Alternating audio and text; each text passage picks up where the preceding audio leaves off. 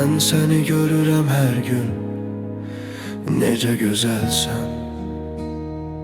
Dilimə düşür o an düyün, necə özəlsən. Baxıram varlığına, gözlərinə, yerişinə, ölürəm için-için, içdən gülüşünə.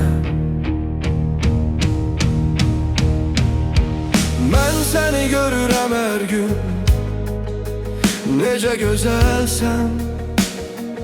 Dilimə düşür o an düyün, necə özəlsən. Baxıram varlığına, gözlərinə, yerişinə, ölürəm için-için, içdən gülüşünə. Mən sənə bir addım məsafəsində, sən mənə bir dünya qədər uzaqsan. Tapsam da rahatlıq incə səsində, sən mənə əbədi yasaqsan.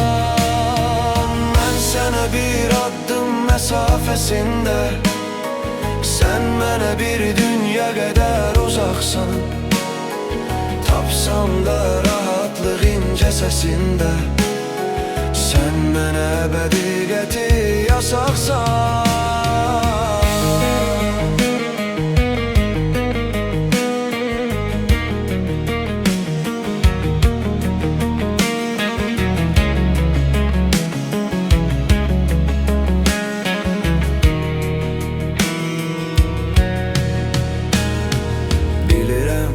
Baxışlarında mən də varam, sən əgər olmasan mən olmaram. Uzaqdan bilinmir gözümdə həsrət, yaxın gəl gör məni necə olmuşam.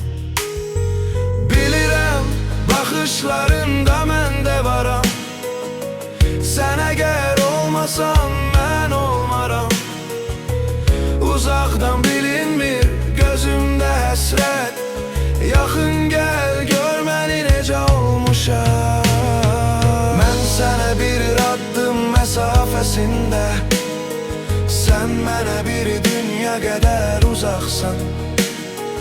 Tapsam da rahatlıq incə səsində, sən mənə əbədi yasaqsan.